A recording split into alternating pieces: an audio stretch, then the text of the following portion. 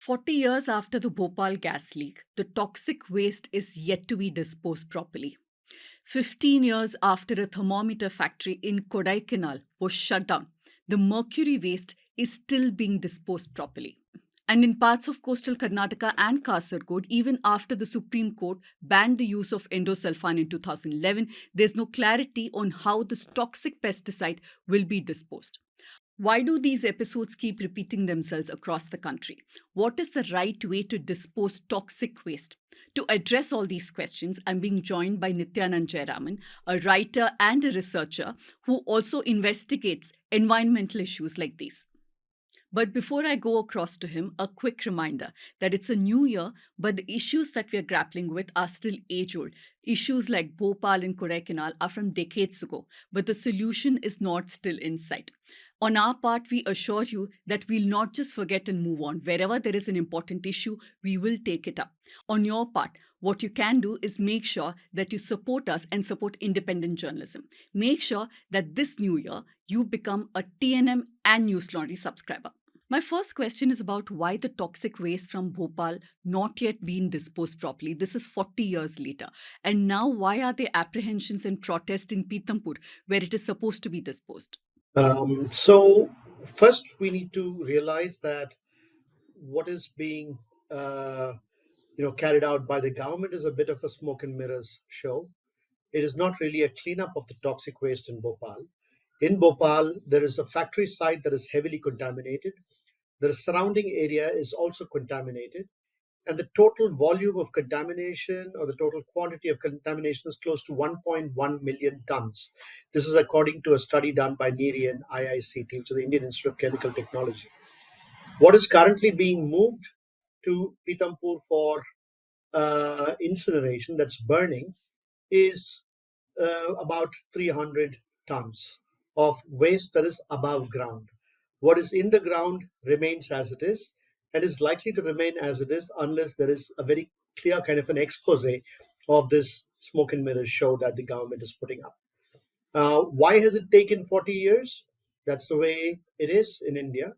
I think that despite the sustained protests, the first issue is the fact that the polluter has been allowed by the government of India to run away and stay away. And also, after returning to India in the form of Dow Chemical India Private Limited, the government has refused to actually pin the liability on them or through them on their parent company to have this place thoroughly cleaned up. Uh, in Bhopal, in Kodaikanal, having learned from the Bhopal lesson, the fight was slightly different, but it still took 15 years, more than 15 years. It's the cleanup is still ongoing, and the cleanup is a substandard cleanup, but nevertheless, something is being carried out. For those who are not very familiar, can you explain what is the nature of waste we are talking about in Bhopal and also how it impacts the environment and, more importantly, the people living around there?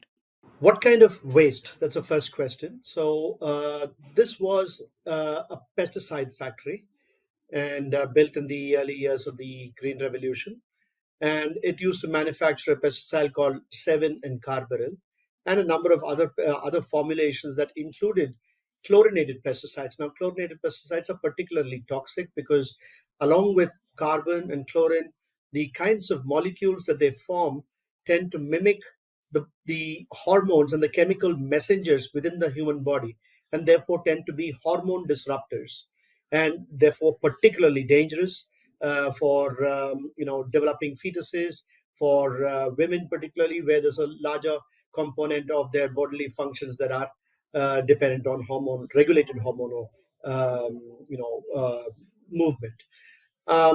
So the waste that were generated from the manufacture of these pesticides are pesticide residues and pesticide waste. They are a very long, I mean, nearly 200 chemicals were identified. Nearly 200 chemicals were identified in a screening that was done in 1999 by Greenpeace.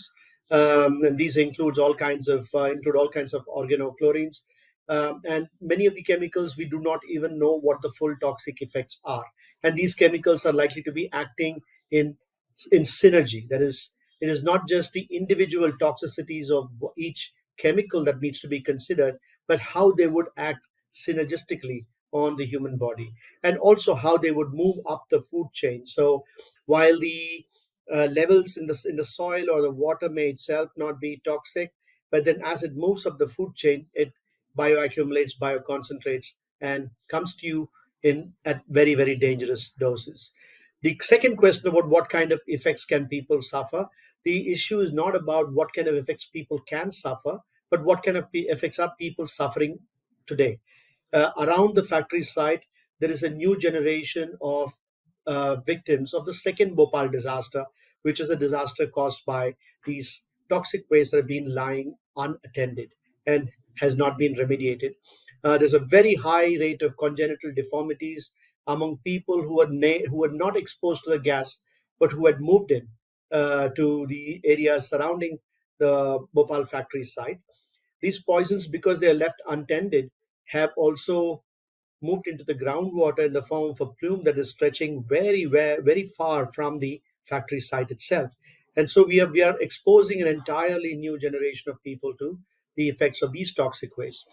Now, even though it's only a small fraction of that waste that has been sent to Pitampur in Indore, there are two issues that cause major concern. One is these facilities like the TSDF, which is a treatment, storage, and disposal facility for toxic waste in Indore. These are usually located in places where people with lower political power reside. They don't come up in high income neighborhoods or upper caste neighborhoods. They tend to move towards these kinds of places where people have a lesser capacity to protest. And of course, we know about enforcement of regulations in India. They're pathetic. The regulations themselves are quite inadequate, but even those inadequate regulations are not enforced by agencies like the Pollution Control Board. So, what we have in Pitampur is already a slow motion Bhopal unfolding at a completely different locality, even without having Bhopal waste going in there. There have been studies done by the CPCB, there have been studies done by Dainik Bhaskar, which conclude that the levels of dioxins and furans, which are super toxins, these are known to be one of the most poisonous category of chemicals known to science. And these chemicals have been discharged from this facility, particularly the incineration facility, in extremely high levels.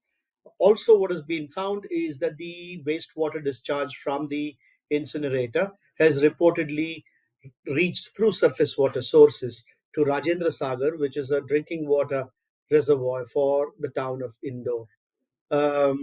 You also have a very large groundwater pollution plume that is moved outside the facility. So now, so the people in Indore are already extremely upset. The people in Pitampur are upset with the functioning of this TSDF or the malfunctioning of this TFDF and the kind of pollution that is generated from this facility. And to add insult to their injury, now we have another load of poisons moving from Bhopal to this place. That is something that has brought the Pitampur residents and the Bhopalis in common cause. What would have been an ideal way of disposing this waste, including the below surface waste that you were speaking about? So these have been just to put it very you know crudely, the kind of technology that we have only has about three different ways of dealing with these waste. They either bury it, they dig it up, they dump it somewhere, they bury it, or they burn it.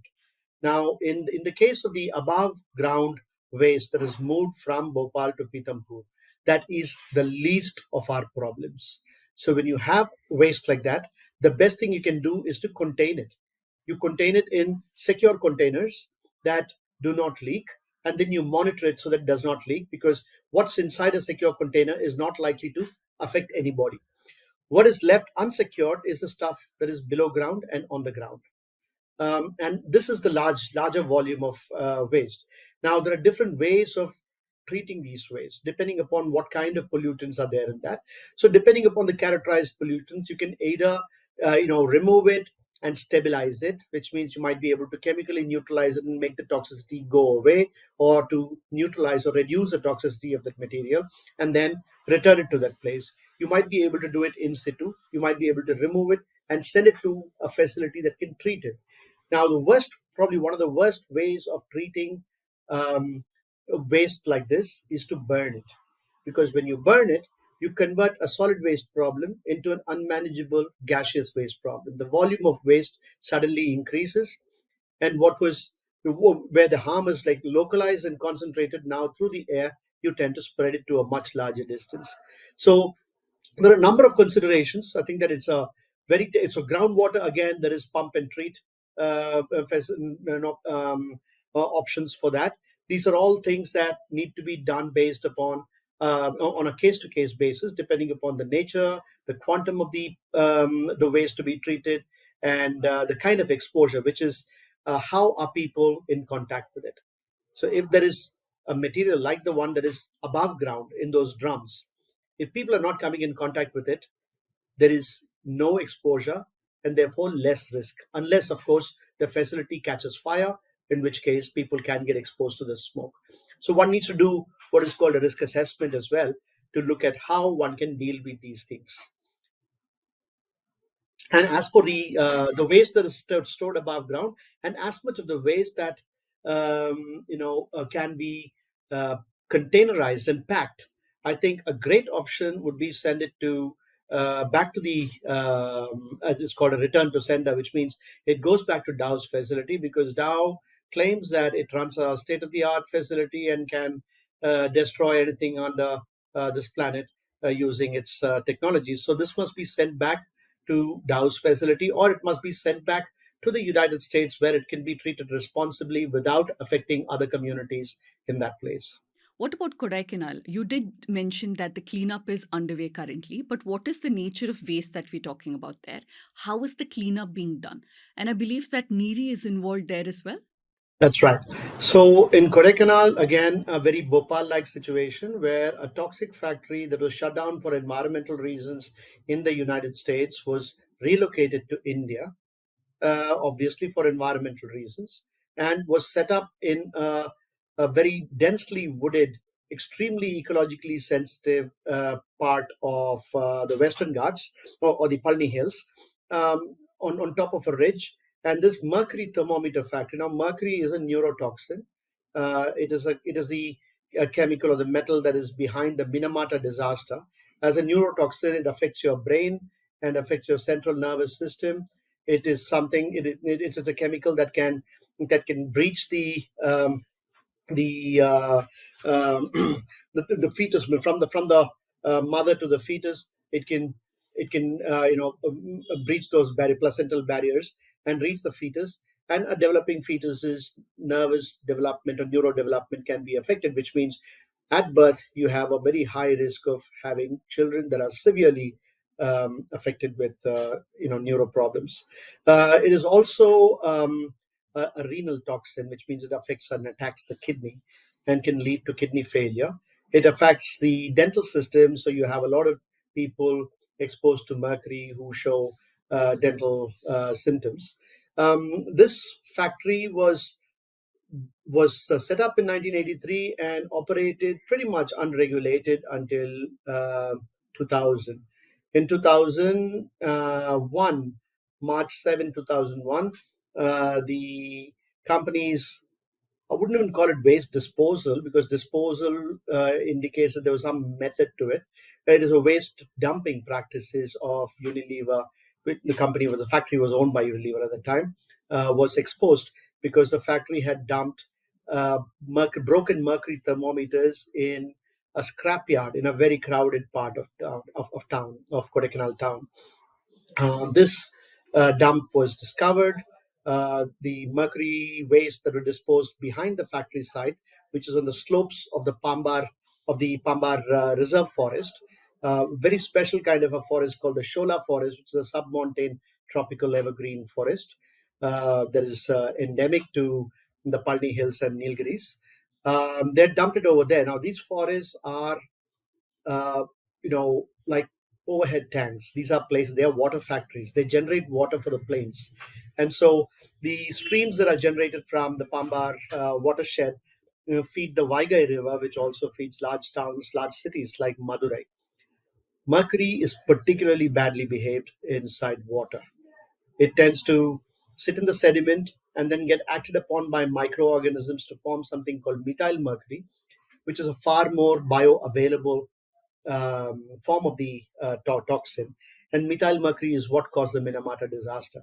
And so it bioaccumulates and biomagnifies across the food chain and returns to horn. So, mothers, pregnant women are barred from eating fish that is contaminated with mercury because of the effects it can have on them and their fetuses.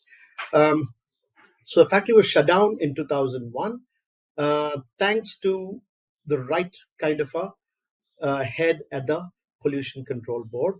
There was a woman chairperson called Sheila Rani Chunkat, who shut the factory down, and not only that, oversaw the cleanup and removal of the above ground waste.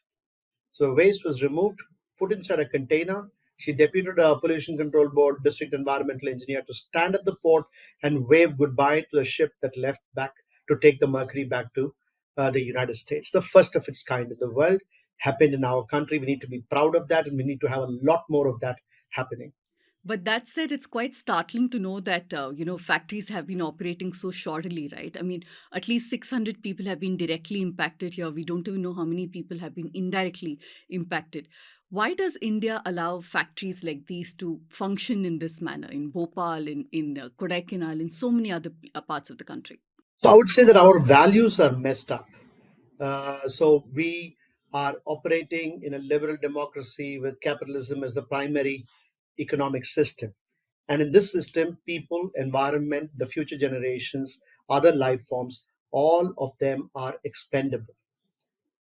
And because the government is also a liberal democracy, it has to make pretenses that it is satisfying, it is taking care of people's health, it's taking care of the environment. But all one needs to do is to look at the state of your river in a city, or they breathe the air, and you know that they're not doing the job. So the question is, why are they not doing the job? The reason why that is happening is also, okay, I mean, also, how are these companies polluting despite the law? It is cheaper to pollute. It is, and you're not likely to pay even if you get caught. So you're not likely to get caught. So the laws are not enforced. So people know that it is more expensive to obey the laws than it is to violate it. Violating is an economic rationale. Only an idiot will not violate. Because even if you violate, you first of all need to get caught. If you get caught, there have to be consequences. If there are consequences, they have to be serious enough for it to daunt you. Vedanta, the operated a copper smelter in Thuthukudi, and they violated virtually every law in the environmental law book. But they were let out by the Supreme Court for a 100 crore fine. That was a celebration there. Bhopal Union Carbide, $450 million was the compensation amount set by the Supreme Court, and Union Carbide stock prices went up. So I think at the bottom of it, when you come down to it, of course, it would be vastly different if Union Carbide disaster were to happen in United States, or if the Unilever Kodaikanal mercury disaster were to happen in Netherlands or the United Kingdom, where the company is headquartered. And that again brings us back to, why is this happening here? Why are people? So it's not people who are being affected. It is some kind of people who are being affected. In Kodaikanal, the people who are affected, primarily affected, were workers from the factory who come from marginalized backgrounds. In Bhopal, the people who are affected are again working class families who come from lower castes and from minority Muslim communities. And so the factories also tend to follow this logic and locate themselves in places where, in the margins, in the uh, caste, cultural, political margins.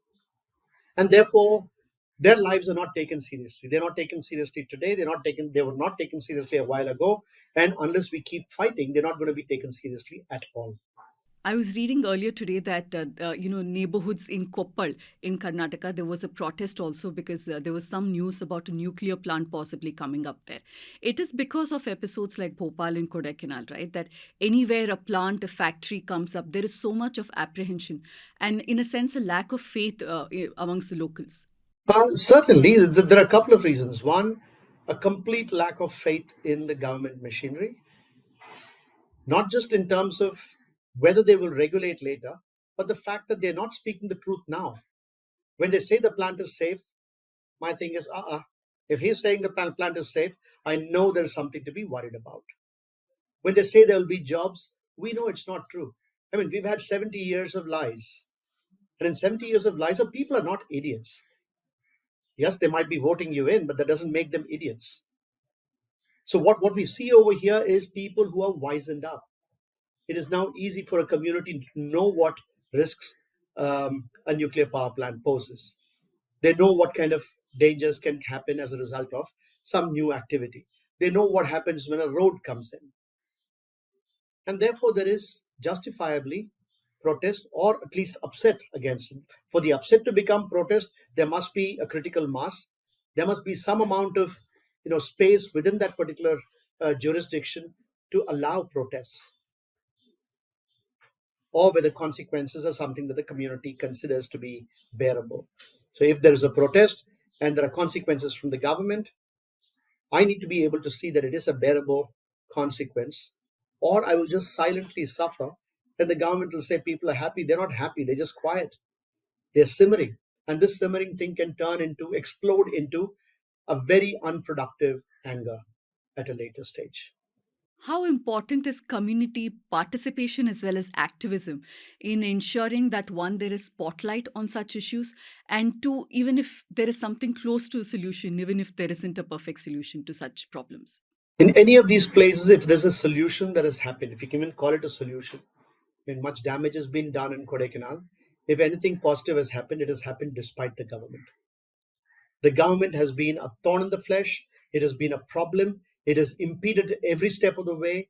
If you look at the Kodaikanal instance, we had the Central Pollution Control Board, NEERI, State Pollution Control Board, Government of India, Government of Tamil Nadu, Indian Institute of Chemical Technology, National Institute of Occupational Health. Every single one of them was parroting Unilever's line. There was nobody speaking for the people. Standards were being diluted, no effect. So over here, you need to have not just an alert citizenry to expect workers from a factory to be able to put their entire lives and their, after having suffered and being impoverished by the health problems caused by a factory, they need to constantly bring their bodies out as evidence and repeatedly prove that they've been harmed. That kind of stuff requires stamina. It requires staying power. It requires solidarity. And solidarity is something that is, that many activists tend to focus on solidarity. We are a solidarity group, and through that solidarity, it is possible to ensure that the fight can go on long enough to see some semblance of justice. So I think that activism is crucial, which is why the government that is slave to the corporation cracks down on activism. It is not because activists are, against fun or having a good life. Everybody likes a good life. What is that good life? At what cost does it come? Is the issue that is at stake.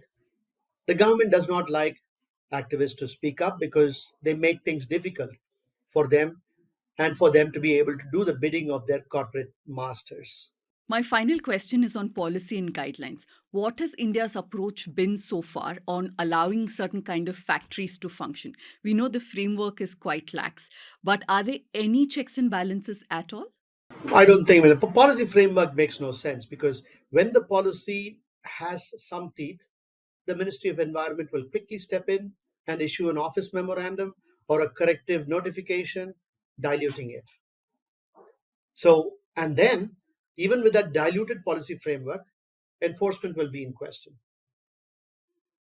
So, I'm saying that, the government so far on the environmental front, if it does anything, it does window dressing to seem like it's doing something. Its audience is a white man. They basically want to impress the white people, the United Nations, that they're doing something over here. You don't solve a problem, and it's not the government's job to introduce cloth bags. In Tamil Nadu, you have this cloth bag scheme. We are drowning under a mountain of plastics. And the chief minister launches a manjapai scheme, a yellow cloth bag scheme. I mean, do you really think that's going to help? Yes, it is responsible to carry a cloth bag. I can do it myself. I don't need my chief minister to do that. I want my chief minister to put in place regulations so that at least we do not increase the capacity of plastic production inside the state. So you can't have a government of Tamil Nadu that is setting up a plastics poly park inside a wetland and then running a Manjapai campaign on the other side. So that shows in the same way, if you look at how the governments across the country are encroaching on wetlands and claiming to do climate action, where again they bring in the Rockefellers and the C40s and the World Resources Institute and all the other white organizations in here. While the people of India are here who can tell you exactly what needs to be done. When I say people of India, I do not mean non-governmental organizations. I don't mean people who can speak through PowerPoint presentations. I'm talking about people who are facing the impacts of environmental degradation, of extreme climate impacts. And these are people whose experiences need to be translated into something that could then inform policy, not some design that's been handed down from New York or Paris. Well, I do hope that those in power and policymakers are listening to what you have to say. I thank you for your time as well as all that you have done. Thank you very much.